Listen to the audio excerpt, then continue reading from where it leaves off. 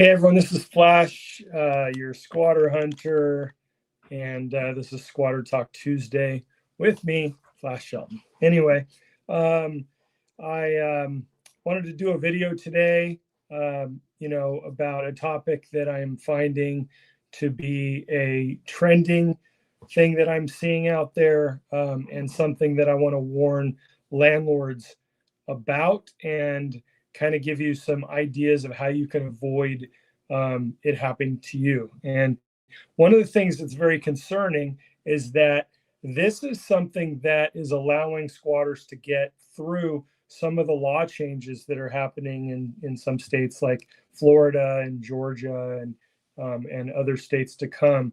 You know, they're tightening up the laws, and you guys know, most of you know that I was in Florida for the law signing there and spoke at that, and I have a video with it, and I was proud to be involved in DeSantis signing the law bill there, and and it tightened up and it allowed law enforcement to go in, and if you can't prove that you are a tenant and paying rent, you can be removed. Now, the problem with that, and I knew from day one, is that the only thing that squatters needed to do at that point then is create reasonable doubt and create the illusion that they are a tenant. So how are they doing that? They are basically posing as a prospective tenant and doing the bare minimum to gain tenant rights. Now, some states like New York, they can break into your house literally,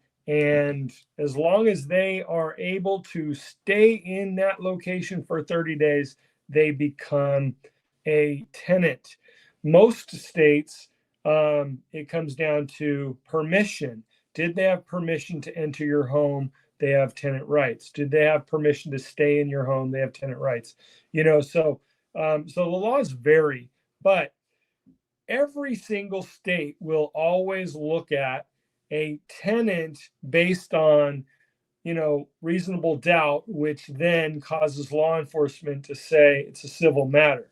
So how are they doing that, and what am I seeing in a trend? And stay tuned. I'm going to name a whole bunch of tenant squatters. So to me, the difference between a tenant and a squatter, personally, I believe is comes down to intent. So even if a squatter tenant, even if a tenant enters the property getting a lease and making a payment, if that individual did that under the guise of stopping paying rent, or not intending to fulfill their part of the agreement and pay rent for the period of time that they are signing a contract for, to me, they're a squatter. Can I treat them like a squatter? No, not if the state laws say that they're a tenant. I still have to call them a non-paying tenant. Now, what is a non-paying tenant?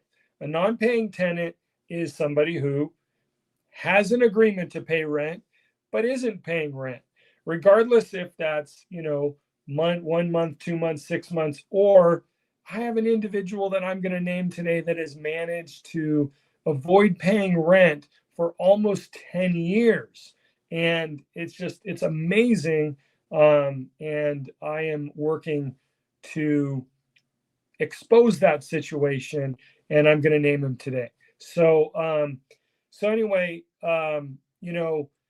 tenants that are, and I want to make it very clear, somebody who stops paying rent because of an ability to pay is not someone that I go after. So if they are a tenant that loses their job, they all of a sudden can't afford to pay their rent, and you're going to work with them and try to find a means, or try to find a way out, or try to help them relocate. I will do the same if I'm brought in to mediate that situation. I will always look at resources and how I can help them. But I'm not going to ever expose somebody as a non-paying tenant or a squatter that simply lost their job and can't pay rent. I've said this many times. And I still have people that approach me. I had a neighbor on a job that I'm on. Literally, when I went to talk to neighbors and say, hey, this is why we're out here, what we're doing, some surveillance, this is what we're doing, here's my card, like literally was like debating with me of like housing shortage. And I'm explaining to her, we're not talking about people of need, we're talking about people that are taking advantage of situation, not out of need. The people that can afford rent just choose not to pay rent and know how they can get around the laws. So that's what we're talking about. Somebody that loses their job, I will always do the best I can to try to help them. Okay. So now, okay. So there's like the trend that I'm seeing, I'll get right to the point. I haven't already, but I am now. And if you want to comment today, you can comment on this live simply by being a subscriber to this channel. So, sometimes it's for members only. Today, if somebody wants to comment, then they just need to subscribe to the channel, and then it will allow them to comment. So now, how they are getting around this is they are literally going in and obtaining a lease. How are they doing this with no intention to pay rent? Well, it only takes maybe a deposit that you require, maybe a first month's rent that you require. I've had many situations where I've been told, well, they paid the first month's rent, but then they asked me if they can spread the deposit out because they couldn't afford both. And I felt like, okay, I could trust them. And then it blew up in them. So they never got a deposit. They only got a first month's rent. So now you have people that go in there and they pay a portion of the rent. Sometimes they just write a bad check, but somehow they get you to give them a lease and sign that lease, whether you've gotten payment or not. It doesn't matter, because once they have the lease in hand, they now are considered tenants and they have full tenant rights. Now, contracts are supposed to be null and void if you don't fulfill your end of the bargain and you don't pay rent and you obtain that contract, with fraud. However, and I've mentioned this before, for some reason, tenant leases, although they are considered a contract, when they are fighting for their rights, when the landlord is fighting for their rights, it's all of a sudden not considered a contract. So that should change. But right now, this is what we have. So how you can avoid getting a tenant in there that pays you a little or a lot, get a lease, and then they just stop paying. Now, they don't just stop paying. They start complaining about things like, oh my gosh, it's unlivable. I can't pay rent. There's mold. You get it tested, there's no mold. Oh, whatever it is. I mean, they will make up things, and pretty soon they're accusing you of harassing them. They're in your face with a camera saying, you're harassing me, stop harassing me. And they're doing all these tactics to get you to back off.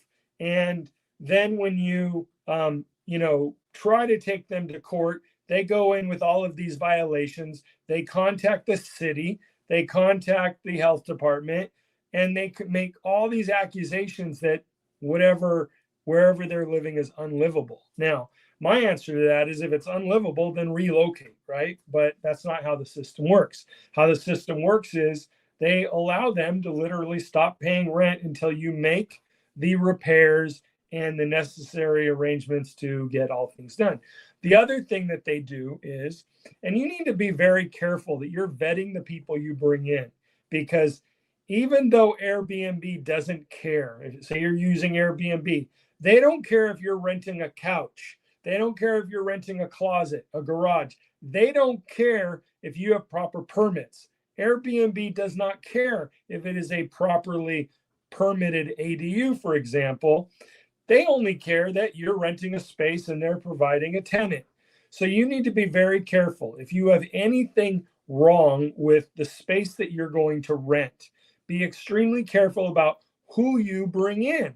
Your vet process needs to be like, you need to do, especially if you have an unpermitted apartment or addition to your house, or you've closed it off, or whatever it may be. Make sure, because these people are doing their research, and the moment they move in and they start talking about, well, this area is not legal, so you cannot legally charge me rent. And I'm going to say that again, because that is the absolute truth. If it is an illegal ADU, some states and cities and counties basically disallow you from charging rent for those things. Now, how do I fix that? I typically meet with the city and say, okay, how can I make it legal? Or what can I do to make it not an ADU? Sometimes it's just removing a connecting wall and making it part of the main house. I go in, whatever, sawzall, chainsaw, open a wall. Sometimes, there's different variations, different things we can do. But if you have an area like that, be absolute careful. Now, you should always be careful, right? One of the things that I'm starting to tell people is look at rent history, not just what's on their credit report. Ask for proof of payments for the last 12 months. Ask to talk to their landlord, which could be their friend, right? So, if they're not legit, then they're going to just fake it anyway, right? But ask to see bank statements to show that they've made a payment in the amount of rent on the same day every month for the last 12 months or more. Rent is typically anywhere from, last day of the month to the 5th of the month, right? Somewhere in there, they've paid their rent or they're late. So ask to see those. Look at those bank statements. Don't just trust them. And if there's anything that you are worried about, then don't rent to them. I don't care if they have some story and it makes you feel bad for them. You know what? Tip your hat and give them $20. Don't give them your home, because it is backfiring. California had a whole bunch of fires. You've got floods in states. You got all of these emergency situations, and people are being dehoused. Okay. But what I'm finding is that a lot of them, if you have someone reach out to you and say, hey, I lost my home in this fire, chances are they didn't. And it's sad, because the ones that actually did typically have a support system. People reach out to them. Oh, come stay at my house, whatever. They get FEMA comes in, they get money. The person that comes to you, I would be skeptical. You want to help them, but don't just help them based on a story they give you. Do some checking. Check that they actually lived at the house that burned down. Like, do your due diligence, because I'm telling you, if you don't, 9 times out of 10, it is going to backfire on you, and someone is going to be trying to take your home from you, or at the very least, make your life miserable for months or possibly years. So, just check. Now, if you want to, obviously, you can go on and become a member of Squatter Hunters, and we help with that, all that stuff, and then guarantee no non-paying tenants or squatters, things like that. You could do that on squatterhunters.com. We started, I also want to mention the hat I'm wearing, because, we finally have the hats coming in, and, we're starting to supplement for people that can't afford help. We're starting to supplement the cost, and how we're doing that is bringing money in, donations and things, for like getting a free hat by making a contribution. I will put the link in the in the description, if you would like to, or if you just want a hat. it is Squatter Hunters and Get Out on the back or the front, depending on how you wear it. So um, now, okay, now I'm going to start reading off some squatters that basically started out as tenants. Okay, that became tenants that um, without the intention to pay rent. Seeing that this stuff isn't slowing down. I mean, the I am busier than ever, and it plays a lot to why I don't focus. I'm not focusing on clicks and videos, and that's not my main focus. My main focus is out there actually helping people, and until I can, you know so I just gather video and to where I'll get a break, and one day I'll have crews out there to where I can sit and manage from somewhere else, maybe on a beach with a drink in my hand, and just putting out some videos. But my focus is not that. I appreciate the support. I appreciate you guys tuning in and watching these videos. And I will be getting some more either squatter videos and also some tenant mediation videos out. I also want to start I've compiled just tons and tons of body cam video to where I can start putting body cam video.